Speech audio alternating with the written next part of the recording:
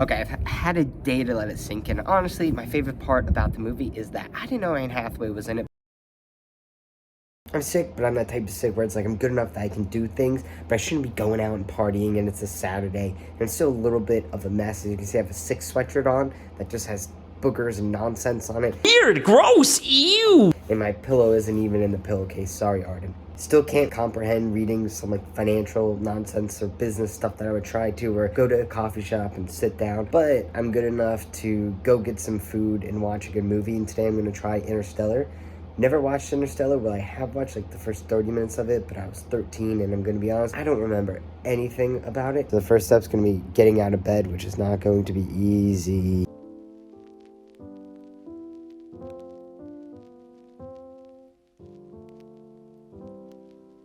Since I was sick, I'm out of all of my reserve soups and any type of reserve foods I have left. Officially out of eggs, rice. There's just nothing good.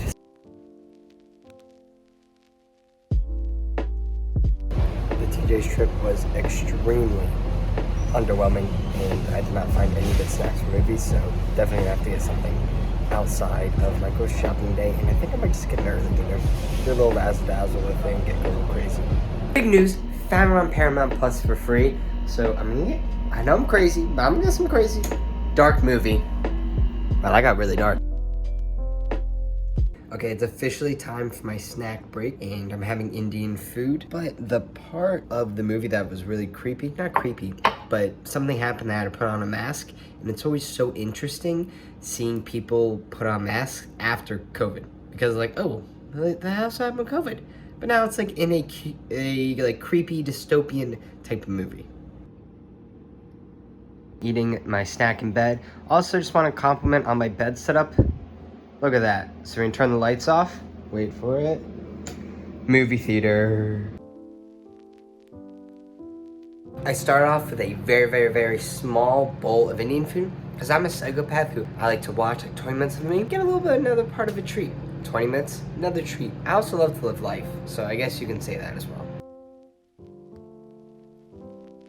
I just finished the Interstellar, and I'm confused. I'm gonna have to let it marinate at night. I think I really liked it. I don't think it was better than Inception. I've had a day to let it sink in, and here are my thoughts. I'm trying to keep this spoiler free. First off, did not know Timothy Shamhat and Anne Hathaway, aka Anne, could be Joshua K middle name Hathaway, but sorry Anne, I'm taken.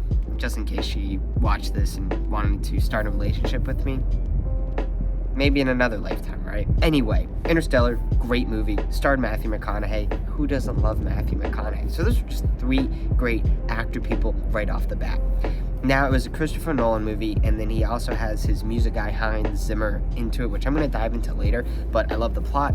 I love the music. The visuals were just out of this world. Literally, it was a space movie. It was out of this world. The plot. I watched it when I was like 13 to 14 years old, so I only watched half it, so I kind of knew what was going to happen, and I knew it was like a story about him going to space. I was overall very pleased with the plot, because there's still like a couple twists and turns that I was not aware of. It took me a little bit to comprehend the whole 5th dimension at the ending, but I watched a couple YouTube videos and I'm fully on board and loved how it ended. Then the music was incredible, so I heard an insider story about Hans Zimmer, about someone who used to work for him. It was overall positive, but I can't share it because it's just a secret. It was told to me in confidence. There was a scene where he used 2 different tactics in one sound, so it's called like a ticking time, where you hear like click, click, click, or you hear a clock sound on the second hand, or maybe a minute hand, what have you, and that's supposed to represent to the end viewer that time is very important. Then as you dive deeper, you realize